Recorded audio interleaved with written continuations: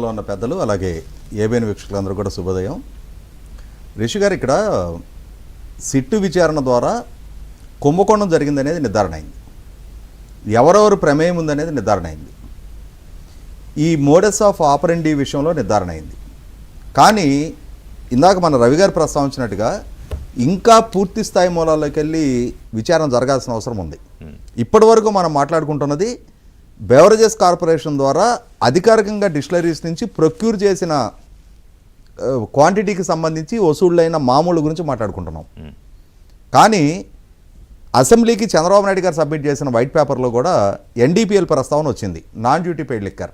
అదే అంశాన్ని ఇందాక రవి గారు డిస్టిలరీస్ నుంచి డైరెక్ట్గా షాపుకు పంపించారు. ప్రభుత్వానికి ఆదాయం సమకూరకుండా పూర్తిగా, అంటే ప్రభుత్వానికి సమకూరాల్సిన 84% ట్యాక్స్ రెవెన్యూని కూడా వీళ్ళే పంచుకున్నారు అనేది.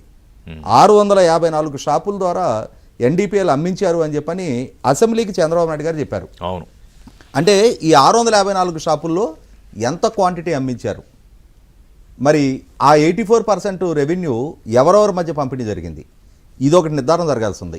ఇప్పటి వరకు ఈ క్యాష్ కొరియర్లు, రిసీవర్లు, హ్యాండ్లర్లు వీళ్ళందరూ కూడా ఈ మామూళ్ళ 3200 కోట్ల గురించే మాట్లాడుతున్నాం. ఈ ఎన్డీపీఎల్ డబ్బు అది కూడా ఈ క్యాష్ రూపంలోనే ట్రాన్స్ఫర్ అయ్యి ఉండాలిగా. అదే సందర్భంలో నిన్న మనం ఈనాడులో బ్రేక్ అయిన ఐటమ్ ఇమిటేషన్ బ్రాండ్లు, అది చాలా ఇమిటేషన్ బ్రాండ్లు. మనం ఒక వాటర్ బాటిల్ ఎక్కడైనా కొంటున్నప్పుడు ఒక సందర్భంలో అవుట్స్కట్స్లో ఉంటాయి, కిన్లే అనే దానికి చిన్న మార్పు చేసి మనం అసలు సరిగ్గా మనం ఐడెంటిఫై చేయం, పరిశీలిస్తే తప్ప తెలియదు అది. అలాగే వీళ్ళు కూడా ప్రజలకు అలవాటు అయ్యి ఉన్న బ్రాండ్లకి సరి సమానంగా ఉండే బ్రాండ్లు ఇంప్లిమెంట్ చేస్తూ దాంట్లో నిన్న మనకు తేడతెల్లం అయింది ఏంటి, బ్యాగ్ పైపర్ ప్రీమియం విస్కీ అనే కార్టను, అంటే ఒక కేసు 679 రూపాయలకి బెవరేజెస్ కార్పొరేషన్కి అంతకుముందు వీళ్ళు సరఫరా చేస్తే దాన్ని కొద్దిగా మార్పు చేసి Bagpiper gold premier whisky అని చెప్పని గోల్డ్ అనేది యాడ్ చేసి 1800 రూపాయలు వసూలు చేశారు. అంటే ఎక్కడ 679, ఎక్కడ 1800, అంటే ఈ మిగిలిన పైగా అంటే సబ్ స్టాండర్డ్ క్వాలిటీ.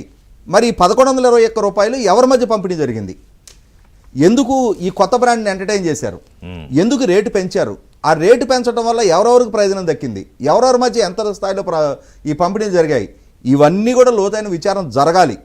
ఖచ్చితంగా సిట్టు ఆ దిశగా, అంటే ఇవాళ వార్తాపత్రికలకు సమాచారం అందుతుంది అని అంటే ఆ విచారణ చేస్తున్న అధికారుల వైపు నుంచి వచ్చే లీకుల ఆధారంగానే ఈ కోణం కూడా ఉంది, ఈ కోణంలో కూడా అక్రమాలకు పాల్పడ్డారు, ఈ కోణంలో కూడా వసూళ్లు జరిగాయి అనేది విచారణాధికారులు నిర్ధారణ అవుతున్న నేపథ్యంలో ఇక్కడ ఏంటంటే అండి, రాష్ట్రానికి ఆదాయం సమకూర్చే మార్గాలు వెతకడం పక్కన పెట్టి వచ్చేదాన్ని కూడా పోగొట్టిన పరిస్థితి కదా. అవును, అంటే ఇక్కడ 100కి 100 పాళ్ళు ఎలా సంపాదించవచ్చు, ఏ విధంగా సంపాదించవచ్చు అనేది వీళ్ళు మాస్టర్స్ చేశారు.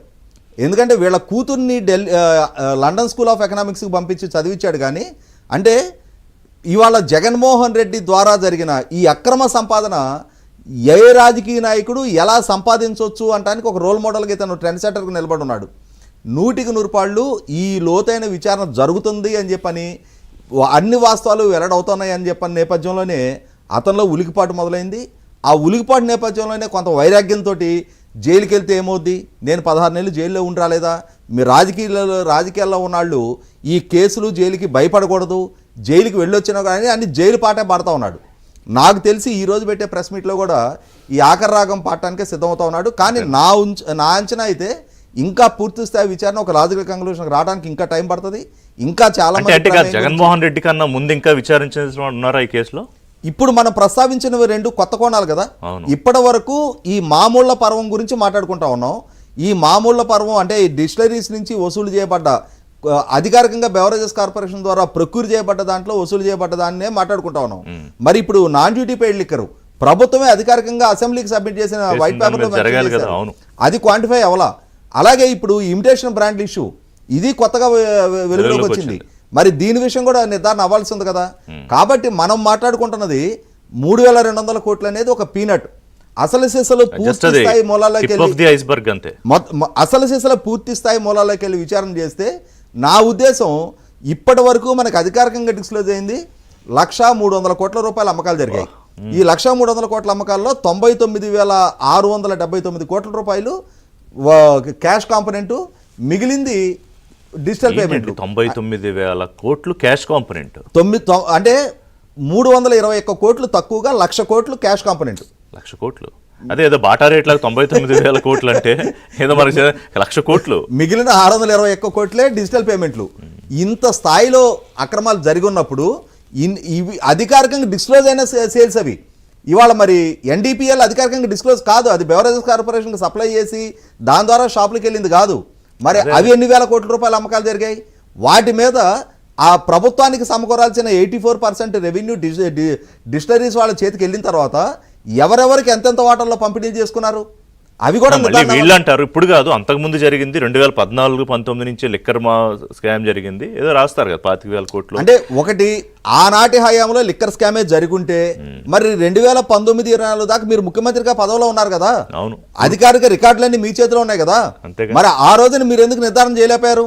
మీరు ఏమేం కేసులు పెట్టారు? ఆ రోజు స్కిల్ డెవలప్మెంట్ కేసు పెట్టారు, ఉచితంగా ఇసుకిచ్చినందుకు ప్రభుత్వ ఆదాయానికి గండి కొట్టారని చెప్పి కేసు పెట్టారు, ఫైబర్ నెట్ కేసు పెట్టారు, ఇన్నర్ రింగ్ రోడ్ కేసు పెట్టారు, అలాగే లిక్కరు డిపాజిట్లు రిటర్న్ చేశారు అని చెప్పని కేసు పెట్టావు.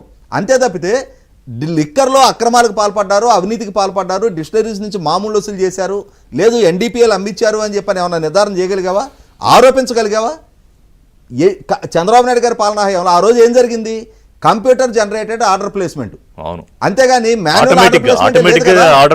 ఆటోమేటిక్ గా ఆ రోజున్న స్టాక్ రిజిస్టర్ బేస్ చేసుకొని ఏ స్టాక్ డిమాండ్ సప్లై బేస్ చేసుకొని కంప్యూటర్ జనరేటర్ ఆర్డర్ ప్లేస్మెంట్ దాన్ని రద్దు చేసి మాన్యువల్ ప్రొసీజర్ లోకి తీసుకొచ్చింది నువ్వు. మెయిల్ పెట్టాలి దానికి అసలు ఆ రోజున నిజంగానే కనుక డిస్టరీస్ దగ్గర నుంచి మీకు మళ్ళీ ప్రయారిటైజ్ చేసి ఉండున్నట్టయితే ఎగ్జిస్టింగ్ బ్రాండ్లు ఎందుకుండే? మీకు మళ్ళీ సొంత బ్రాండ్లు వచ్చిండే కదా. ఇవాళ మీరు ఈ కొత్త సరికొత్త బ్రాండ్లను మీరు తీసుకొచ్చారు. అసలు డిస్టరీ యజమానుల దగ్గర నుంచి డిస్టరీలు మెయింటెనెన్స్ మీ చేతిలోకి సబ్లీజుల పేట మీరు తీసుకున్నారు. అసలు డిస్టరీ లేని మద్యం పాలసీ అనౌన్స్ అయిన తర్వాత 2019 నవంబర్లో మద్యం పాలసీ అనౌన్స్ అయితే అదాన్ డిస్టరీ అనే కంపెనీ డిసెంబర్ 2వ తారీఖు రిజిస్టర్ అయింది. అంటే పాలసీ అనౌన్స్ అయ్యే నాటికి ఎగ్జిస్టెన్స్ లో కూడా లేని కంపెనీకి 1,300 కోట్ల రూపాయల మద్యం కొనుగోలు ఒప్పందాలు చేసుకున్నారు. ఎలా సాధ్యం ఉండదు? ఇవాళ ప్రభుత్వానికి వెండార్గా ఉండాలి అని అంటే కనీసం మార్కెట్లో ఇన్ని సంవత్సరాలు ఎగ్జిస్టెన్స్ లో ఉండాలి, వాళ్ళకి ఇంత ఎక్స్పర్టైజ్ ఉండాలి, ఇంత క్వాంటిటీ సప్లై చేసిన అనుభవం ఉండాలి అనేది ఉంటుంది కదా. అవేవి పరిగణలోకి తీసుకోకుండా ఉద్దేశపూర్వకంగా కొంతమందికి లబ్ధి చేకూర్చడం కోసం పాలసీ తీసుకొచ్చి దాని ద్వారా ఆ క్రీముని దండుకుంది మీరు. 100% అతనిలా గిల్టీనెస్ ఉంది.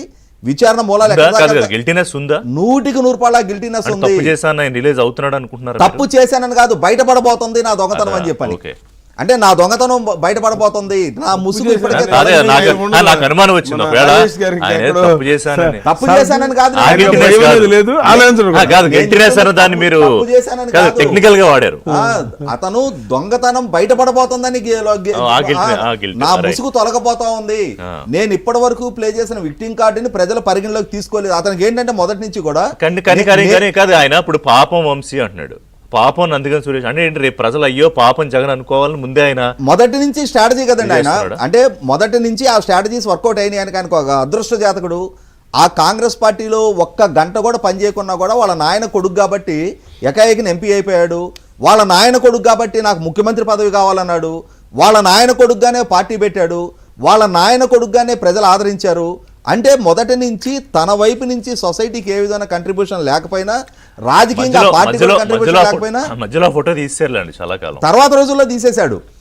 ఇవాళ ఆ అదృష్ట జాతకం తిరగబడింది. నేను గొప్ప మ్యానిపులేటర్ అనే నమ్మకంతో ఉండేవాడు. నేను ఏది చెప్పినా ప్రజలు నమ్ముతారు. ఆ నమ్మారు కాబట్టి 2019లో నాకు ఈ అధికారం దక్కిందని అహంకారంతో ఉండేవాడు. 2024 ఫలితాలు ఆయనకి మొదట ఆ షాక్ నుంచి కోలుకోవడానికి కొంత టైం పట్టింది. ఏంటి నేను ఇంత సంక్షేమం చేశాను, ఈ తీర్పు ఏంటి తప్పన్నాడు ప్రజలది.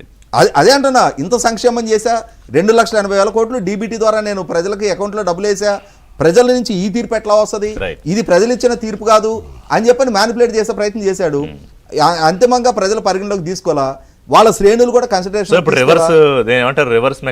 అంటే ఇవాళ ఎదురు కాబోతున్న పరిస్థితులకి మెంటల్ గా తాను ప్రిపేర్ చేసుకుంటా ఉన్నాడు.